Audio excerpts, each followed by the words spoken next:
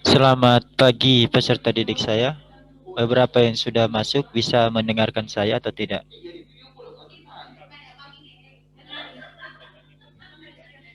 Bisa, Pak. Oh, bisa ya. Oke.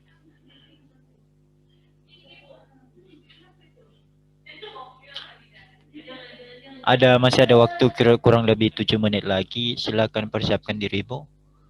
Ambil saja satu buku tulis yang merupakan catatan geografimu untuk bisa nanti kamu catat beberapa hal penting. Oke, baik. Nah, sekarang kita uh, sudah masuk pada uh, pengetahuan dasar geografi. Ini adalah merupakan bab 1 pertemuan pertama. Minggu lalu memang saya sudah menyampaikan kepada beberapa orang kawan kamu, namun ini hanya semalam itu hanya sebatas pengenalan saja, pengenalan pembelajaran. Baru kali ini kita coba mendalami lebih lanjut lagi. Nah, pada bab 1 ini kita belajar pengetahuan dasar geografi. Jadi pengetahuan dasar geografi ini pada hakikatnya merupakan dasar daripada ilmu untuk mempelajari beberapa nanti pembelajaran yang lainnya. Silakan dulu di mute dulu semua. Jangan aktifkan mikrofonnya. Ini sangat ribut sekali. Kedengaran ke saya sangat ribut sekali. Host Chris Febri, mute dulu sama kamu. Mute. Chris Febri. Oke. Okay. Nah, sudah. Selanjutnya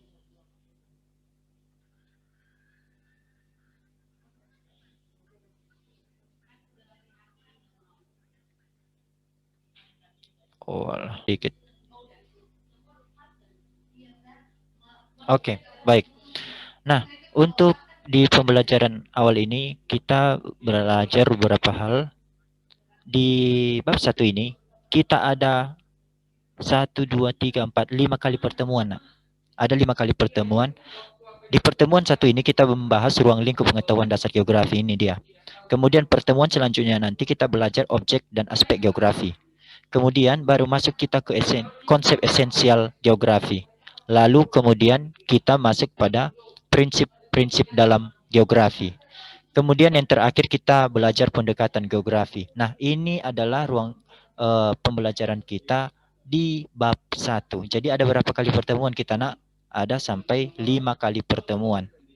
Nah, hari ini kita menyelesaikan bagian A. Nah, yang ini dia. Maaf kalau coretan saya kurang bagus. Nah, di sini dia ya, ruang lingkup pengetahuan dasar geografi. Nah, sekarang kita masuk pada peta konsep dulu. Kita mempelajari peta konsep. Namun sebelum saya sampaikan peta konsep, catat dulu apa yang menjadi password. Password 1, perkembangan geografi. Password 1, perkembangan geografi. Ini kamu bisa melihat paling bawah. Di catatan kaki saya ini, ada di bawah. Ini dia. Password satunya, perkembangan geografi. Oke, baik. Sekarang saya lanjutkan. Pengetahuan dasar geografi ini kalau kita petakan, maka terlihat ruang lingkup pengetahuan geografi. Kemudian ruang lingkup pengetahuan geografi ini nanti akan terbagi menjadi 2, perkembangan geografi dan definisi geografi. Definisi geografi nanti ada berdasarkan etimologi, asal suku katanya, kemudian masuk kepada yang disampaikan oleh para ahli. Kemudian untuk objek dan aspek geografi, ada 2 nanti, ada objek geografi dan aspek-aspek geografi. Kemudian konsep esensial geografi, prinsip geografi, dan pendekatan geografi. Kemudian kita masuk kepada perkembangan geografi. Perkembangan ilmu atau sejarah perkembangan geografi. Nah, sejarah perkembangan geografi itu diawali dari geografi klasik. Nah, pada saat itu pengetahuan tentang bumi itu dipengaruhi oleh mitologi dan cerita rakyat. Jadi baru itu dulu yang awalnya. Nah, siapa tokoh-tokoh pada saat itu? Ada Maximandoros, Thales, Herodotus, Eratosthenes, dan Ptolemeus. Nah, ini adalah ahli-ahli pada saat itu masih pada geografi klasik itu sebelum Masehi ini. Nah, kemudian kedua baru masuk geografi abad pertengahan dan Renaissance. Nah, bagaimana perkembangan di geografi abad pertengahan ini? Nah, ini di apa yang sudah diwariskan di geografi klasik, yaitu mitologi dan cerita rakyat, itu terus dibangun, ya, terus dipertahankan.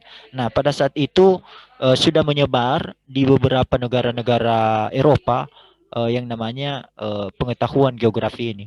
Ya, siapa yang membawanya pada saat itu adalah Marco Polo. Nah, Marco Polo. Nah, kemudian siapa saja tokoh-tokoh geografi pada masa geografi abad pertengahan dan Renaissance ini? Itu ada Bartolomeus Dias, Vasco da Gama, Columbus, Amerigo Vespucci, dan Copernicus. Kemudian Ibnu Khaldun.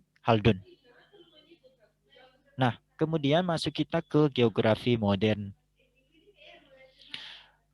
Nah, di geografi modern ini itu ilmu geografi sudah menjadi disiplin ilmu yang lengkap. Sehingga pada saat itu sudah menjadi bagian daripada kurikulum di universitas khususnya di Eropa. Nah, siapa saja tokohnya pada saat itu? Ada Immanuel Kant, Alexander van Humboldt, Karl Ritter, dan Charles Darwin. Selanjutnya,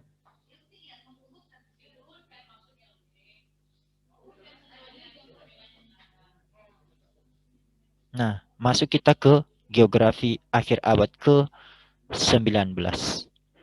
Nah, bagaimana keadaan perkembangan geografi pada saat itu lebih difokuskan pada iklim, tumbuhan, hewan, serta terhadap bentang alam. Nah, di sini para ilmuwan hanya fokus kepada bagaimana kehidupan daripada hewan serta tumbuhan. Nah, siapa saja tokoh pada saat itu? Itu ada Friedrich Ratzel, Ferdinand von Richthofen, Hans Sorgen, kemudian Vidal de la Ballige, Preston E. James, dan Frank Debenham.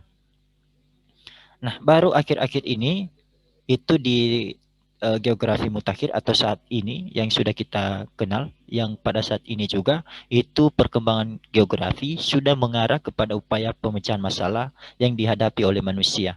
Nah, di sini sudah banyak dilakukan bagaimana hubungan-hubungan, mempelajari hubungan antara manusia dengan alam dan sebaliknya.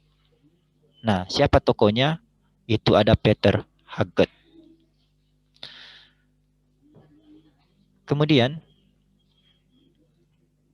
kita masuk kepada pengertian geografi.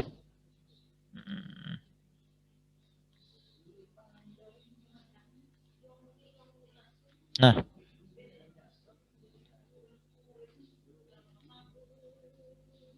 geografi berasal dari bahasa Yunani. Itu yang mencetuskan ini merupakan orang yang pertama di geografi klasik, yaitu Eratosthenes. Nah, dia membagi dua suku kata, yaitu geo dan grafi. Geo itu artinya bumi dan grafien atau grafi berarti pencitraan atau pelukisan. Sehingga dapat diartikan bahwa geografi itu merupakan ilmu pengetahuan yang menggambarkan keadaan bumi. Nah, itu dia. Kemudian kita juga melihat beberapa pengertian geografi yang dikemukakan oleh para ahli. Nah, ada dikemukakan oleh Alexander. Dia mengemukakan bahwa geografi merupakan studi tentang pengaruh lingkungan alam pada aktivitas manusia.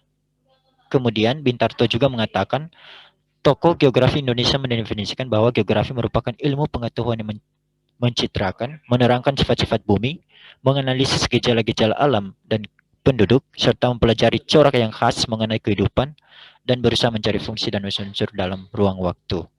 Nah, namun di sini saya menekankan pengertian geografi yang disampaikan oleh Ikatan Geografi Indonesia. Mengapa? Karena ini sesuai dengan geografi mutakhir pada sistem atau sejarah perkembangan geografi. Nah, apa itu? Menurut IGI atau Ikatan Geografi Indonesia, ilmu yang mempelajari bahwa geografi itu merupakan ilmu yang mempelajari persamaan dan perbedaan fenomena geosfer dengan sudut pandang kewilayahan, kemudian kelingkungan, dan dipelajari dalam konteks keruangan. Nah, di sini sudah lebih terarah pengertian daripada geografi itu sendiri. Nah, apa saja yang menjadi bahan studi dalam hal ini? Ini mencakup analisis gejala manusia dan juga gejala alam. Jadi bagaimana interaksi di antara keduanya itu, maka di situ lebih ditekankan pada geografi mutakhir saat ini. Oke, kemudian menurut Huntington juga, geografi itu terbagi menjadi 4 cabang. Yang pertama merupakan geografi yang mempelajari tentang fisik alam atau physical geografi. Kemudian yang kedua mempelajari tanaman atau diistilahkan dengan phytogeografi. Kemudian mempelajari tentang hewan atau zoogeografi dan mempelajari tentang manusia atau diistilahkan dengan antropogeografi.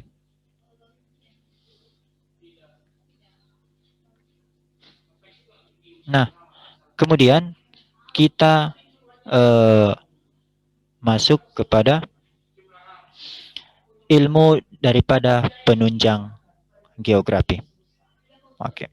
Nah, ilmu penunjang geografi saya sudah menyampaikan di pertemuan sebelumnya pada pengenalan bahwa geografi pada dasarnya itu tidak bisa berdiri sendiri, namun itu merupakan gabungan dari beberapa ilmu yang lain sehingga menjadi satu yang disebut namanya geografi.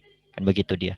Nah, di sini kalau Anda bisa melihatnya bahwa ada 2 aspek yang harus kita pelajari dalam geografi ini, ada aspek alami dan ada aspek manusia. Ya. Nah, ada aspek alami dan ada aspek manusia. Apa saja aspek alami? Itu ada biologi, biogeografi, geografi ras. Kemudian geologi, geomorfologi. Kamu bisa melihatnya kan?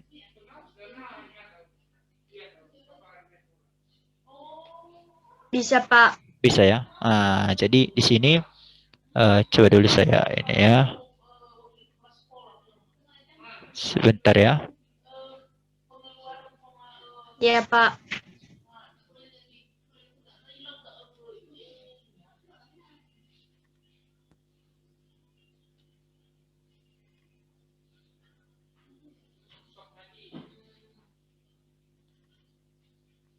Oke. Nah, di sini ada biologi ya ini tadi ya. Kemudian ada aspek alam ini ya, ada geologi dan geomorfologi. Kemudian ada meteorologi dan klimatologi. Ada hidrografi dan ada astronomi, geodesi, geografi, matematik. Nah, bagaimana aspek alam ini? Kalau dia biologi tentu tidak ini lagi sudah tahu ya seperti apa biologi mempelajari tentang tumbuhan, hewan, begitu juga geografi. Jadi bagaimana persebaran daripada tumbuhan dan hewan tersebut. Itu maksudnya. Nah, bagaimana dengan geologi dan geomorfologi? Nah, kalau dia geologi, ini berhubungan dengan yang namanya bagaimana ilmu tentang batuan ini. Nah, ilmu tentang batuan. Bagaimana misalnya kalau kita mempelajari bagaimana proses pergerakan lempeng bumi, bagaimana proses terjadinya gempa bumi, maka di sini dipelajari di dalam geologi. Nah, kemudian ada geomorfologi. Kalau geomorfologi ini merupakan ilmu yang mempelajari tentang relief permukaan bumi. Nah, itu dia ya. Bagaimana proses terbentuknya permukaan bumi. Bukan dalam bumi ya, bukan dalam bumi. Ingat, permukaan bumi. Kalau dalam bumi dia geologi, kalau di atas permukaan namanya geomorfologi. Itu bedanya. Kemudian masuk kita kepada meteorologi dan klimatologi.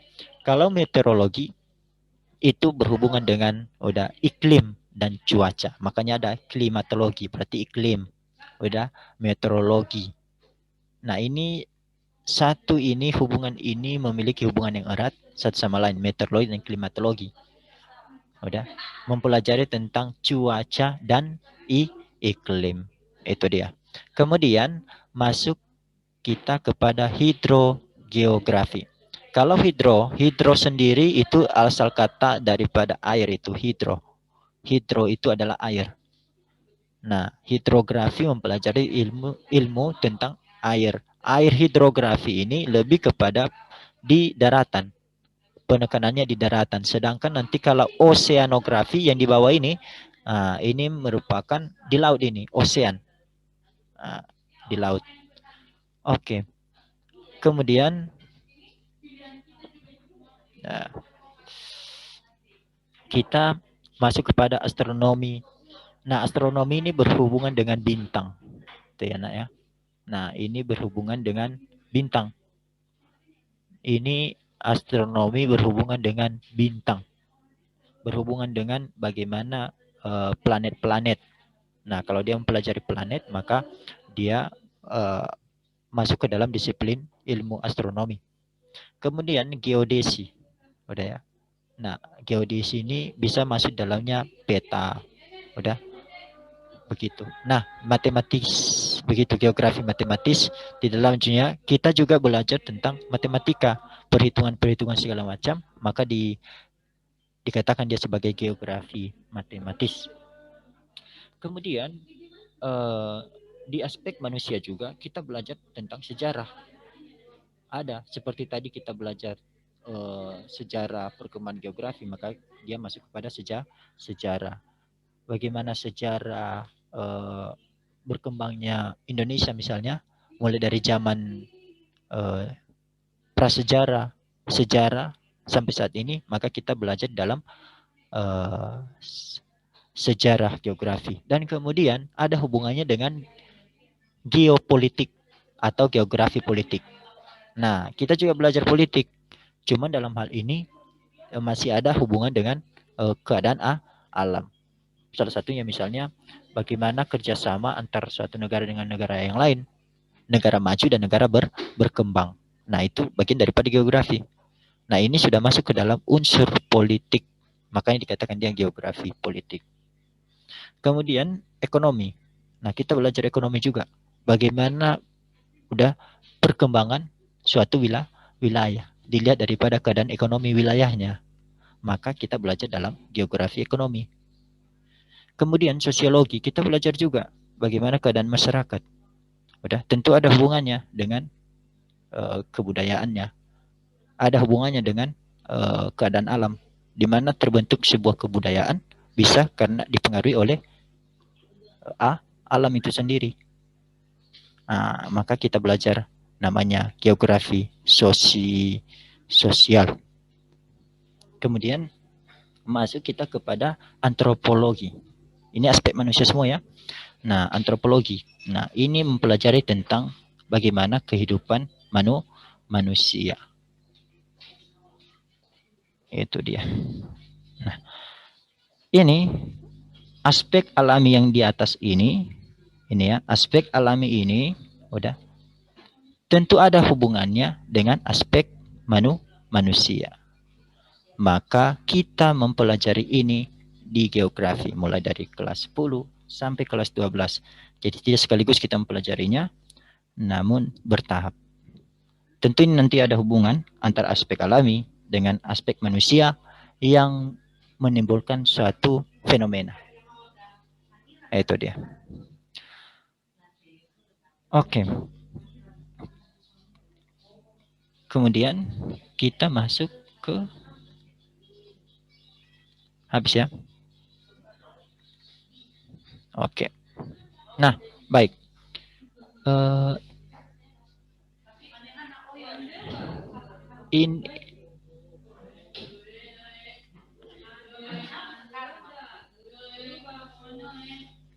Sebentar ya, saya ini dulu. Oke. Oke, baik. Itu saja pemaparan materi. Sederhana sekali. Ada beberapa hal penting tadi mengenai materinya. Nanti saya kirimkan. Tak usah khawatir kamu. Saya kirimkan modulnya di dalam Google Classroom. Jadi jangan khawatir dengan materi ini. Aduh, hanya sampai di sini. Bagaimana saya mendapatkan materinya? Jangan khawatir. Saya akan kirim modulnya di dalam Google Classroom sehingga nanti kamu bisa mengambilnya. Makanya tadi saya sampaikan kamu ambil bukumu, catat saja apa hal penting sehingga nanti ketika kamu membuka modul, jadi kamu tidak kelabakan mana saja yang disampaikan Bapak itu. Jadi sudah ada poin-poin yang kamu catat tadi, kemudian kamu pasangkan di modul yang hendak saya kirim. Itu dia. Nah, kemudian ada nanti berupa tugas. Ya, kamu kerjakan nanti dalam Google Classroom. Ya, kamu kerjakan dalam Google Classroom. Batas waktunya hanya 3 hari ya nak. Hanya 3 hari. Artinya saya kasihkan hari ini, maka hari Minggu paling lama sudah kamu kirim ke saya tugasmu itu. Oke. Nah, kemudian kali ini saya kasih password terakhir saja. Saya tidak kasih password tengah lagi, password terakhir. Tadi password pertama itu perkembangan ya. Nah, sekarang password terakhirnya aspek alami. Password 2-nya aspek alami. Itu dia ya. Sekali lagi password 2 aspek alami. Nah, jadi kalau misalnya nanti ada pertanyaan kamu mengenai beberapa hal yang mungkin ini kita dibatasi oleh waktu, maka bisa voice note saja melalui WhatsApp. Jadi kamu bisa secara pribadi kamu tanyakan ke saya apa yang menjadi pertanyaan kamu yang tidak kamu mengerti dari materi yang telah saya sampaikan. Oke, baik. Demikian dan kirim ke saya segera. Saya tidak menyampaikan lagi sama di grup ya. Jadi segala apa ini password ini nanti kirim melalui chat pribadi ke saya. Nama dan password. Oke nak ya? Ya Pak. Oke, baik. Demikian untuk pagi ini dan selamat belajar. Dan jangan lupa pantau langsung Google Classroom sekarang ya. Oke. Ya, Pak. Demikian dan selamat pagi ya. Selamat pagi Pak. Selamat pagi, Pak. Pagi, Pak. Pagi, Pak.